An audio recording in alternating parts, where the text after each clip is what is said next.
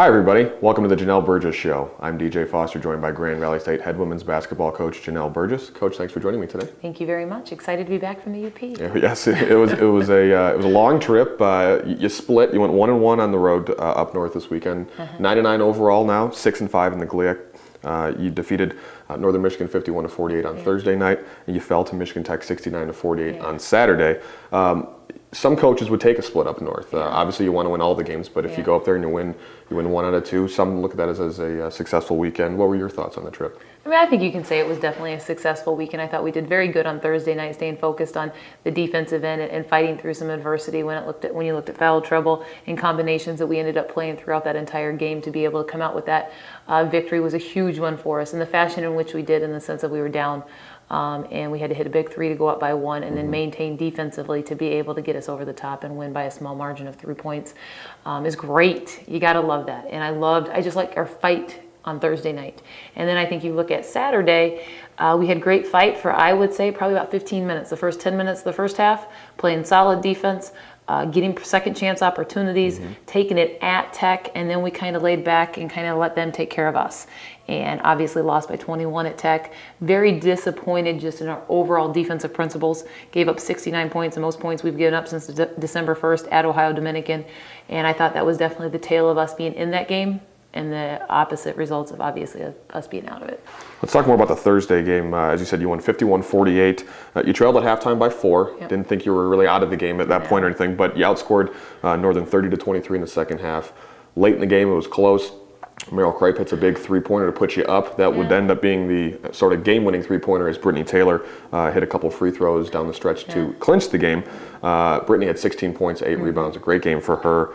Talk about the victory over Northern. I was just really, really proud of this young group to be able to fight through it. Kriper is coming into her own. You mentioned Meryl Kripe hitting that three-point shot. For her to be able to shoot that with such smoothness, it was an inside-out 3. There was no doubt she was going to shoot it. To let it fly the way we did was great. And then I loved Brittany Taylor's performance, especially in the second half. She sat on the bench a ton in the first half, and then I think played almost the entire second half and really dominated the second half in the sense of attack. Putting that ball up at the hole, with pressure on her, shooting some free throws, rebounding the ball. And then I think you look at the other end, I thought Brianna Kellogg played some tremendous defense against the Chelsea Lions, who still had 20 points, but I thought we were able to shut her down a little bit when we needed to. And I believe our defense only allowed 4 field goals in the second half against Northern, which is huge. And we took care of the ball in the second half as well. We had only 2 turnovers in the last 11 minutes and 44 seconds. So I think you put all those things together, that's why we could be successful at a tough place like Northern. Sure. It was a great win for you guys, and it set up the rematch with Tech after you beat them by 26 points here in December. I don't know if you guys were cooking on all cylinders that day, the home court advantage, but then you go and up to Tech. You were in the first half on Saturday, you had a lead for about the first 10, 12 minutes. It was tied 17-17, and as Tech does normally at their place, they hit some threes. They went on a 16-6 run to close the half. They led by 10 at that point, and then they kind of just built on it in the second half and pulled away. What did you think overall about the loss? Our defense was no good. When you let Tech, who you know is going to shoot well at home, they can't shoot 60% from the field and have any chance of being successful. That was huge. We gave up way too much low post paint touches. They had a kid go off for 18 in the paint. And I think you look at the different dynamics from our game here a month ago to our game now. We didn't have Alex Delfox obviously playing on Saturday, and she did do a lot of great things here. Passing was where she was the most effective here. And then playing solid defense. And I thought, we just couldn't step up on the inside and defend well enough. And then on the outside, I thought we gave up way too much penetration.